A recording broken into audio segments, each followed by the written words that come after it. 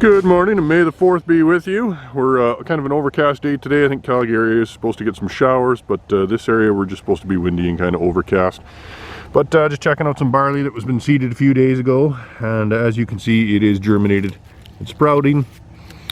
So we got lots of roots starting to come out of here, and sure enough, I find a nice little wireworm right in the seed row. I'm not too concerned about this. This seed has been treated with Cruiser Vibrance Quattro, so shouldn't be a problem. He might eat one seed before he goes to sleep, and he's already looks to me to be fairly lethargic, or maybe it's just the cool temperatures this morning, but he doesn't seem too lively to me. Here's an example of why spraying after seeding isn't ideal. You start to look at some of these big dirt lumps that got thrown up here by the seeder, and underneath there's a nice healthy kochia. I mean, it's going to be a struggle for it to get around that block, but it might. A little bit more here. There's a flicksweed. So these are, you know, here's a bunch just buried right in here. So you can see all these will all have been misses. Getting ready to spray my first little trial plot of the year. I'm a few days slow. I should have had these first products sprayed right at seeding time, but I'm a couple days behind here. But I'm going to be fairly similar to last year. So I'm going to have, you know, nothing. And then I'm going to have a humic acid plot, and then a humic acid plus catalyst plot. And then I'm going to have the Nature's Aid plot. So that's going to start with early riser here now today, and super crop in crop. I'm going to have Lignajoule. I'm going to spray this today as well as in crop. And then last year I decided not to put the ATP products in because I believed that what is predominantly a fertilizer product would be an unfair advantage over the other products. However, with the ATG stuff last year, that was basically a fertilizer with a humic acid, and didn't really see that much more of an increase on that than I did any other product. So this year ATP is going to get a crack at it as well. Alright, got my pre-burn stuff all sprayed, looking pretty good so far. A couple more weeks we'll be spraying the in-crop stuff here, but for now I hope I have it flagged good enough nobody drives through it.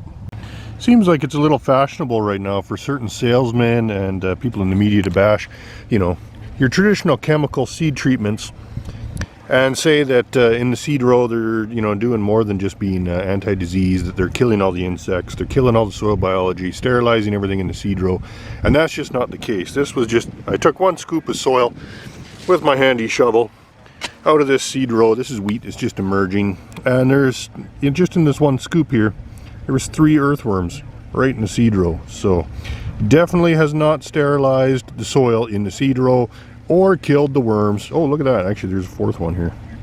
So definitely no problems here, and I've never seen any decrease in soil biology when using these products. In reality, they're a very thin coating on the seed surface. Some of them are systemic within the plant, but they do not move in the soil, and would have no effect on insects that are not actually directly feeding on the seed. I don't think that's supposed to be happening. Never know what you're going to find when they start turning on the water. Here we got some of the first seeded lentils of the year starting to break ground here. So this one here was just barely poking out of the ground. This one was just right behind it here. And there's a bunch more underground that are still on the way. But overall looking pretty good here. The Volterra is keeping this field pretty clean so far. There's the odd little volunteer canola that's coming up, and even he don't look too healthy. But otherwise, no sign of kochia in here. As you can see here, our weeds continue to grow as time goes on and temperatures increase. This flicksweed here now is a good 8 inches tall, 6 inches wide. And the kochia also is continuing to grow and get bigger and fuzzier. Yellow whitlow grass is just about ready to start flowering here. Actually, the flicksweed is too. It's got some buds on top of it. Foxtail, of course, growing like crazy, as it always does. And even the sow thistles are really starting to get a lot bigger and really starting to get going now. Oh, here's one of my favorite fields to go to. It's about a half mile outside of Lethbridge on this little dirt road. And you'd be amazed at what people are doing in vehicles here sometimes when they pull up. And I see there's a truck here just parked here now, so I wonder what they're up to. Well, that ended up not being as interesting as I thought it would be. It was just kind of a bored guy who was been laid off his job and was looking for a quiet place to sit and think for a little while. But back in another field now, in some wheat that's just been seeded. This was seeded yesterday, so the seed, of course, is just starting to get a little bit soft and doughy now. Probably a couple, 2 days away-ish from germination yet. But placement looks really good. Moisture looks really good in the seeding row. So I think we will be good to go here. Well, if you've seen my other videos with wireworms, you may have noticed that they're all usually pretty slow moving.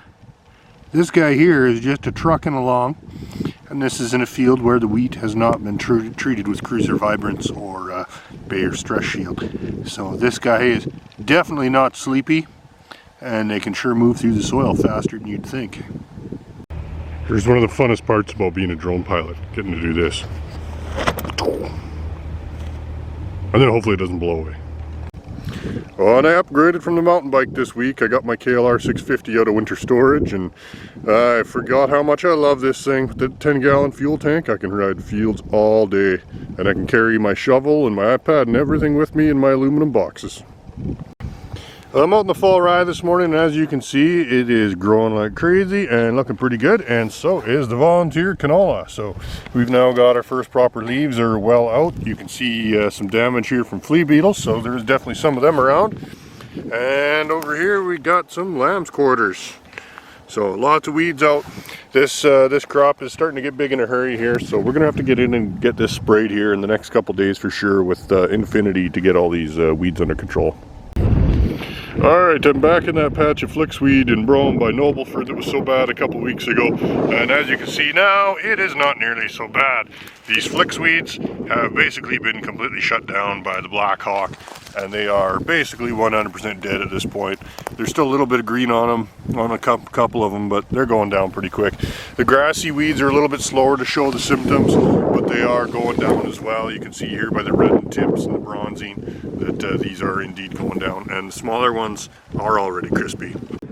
Here's another addition to the weird things Lyle finds while driving around. Baby stroller and carrier. Kind of odd to find that out here. Down by McGrath right now, and some of my first seeded durum is just starting to come out of the ground and is looking pretty good. So we got some nice growth here, nice root growth already. Everything here is looking good. A little bit of frost banding right there, which is not unusual this time of the year, and generally plants recover from it with no yield loss at all. Alright, now I'm in a winter wheat field. This was seeded, of course, last fall, and it was sprayed with Focus right after seeding, which gives us a nice little soil barrier for wild oats and such. And as you can see, our volunteer canola that is coming up is very sick.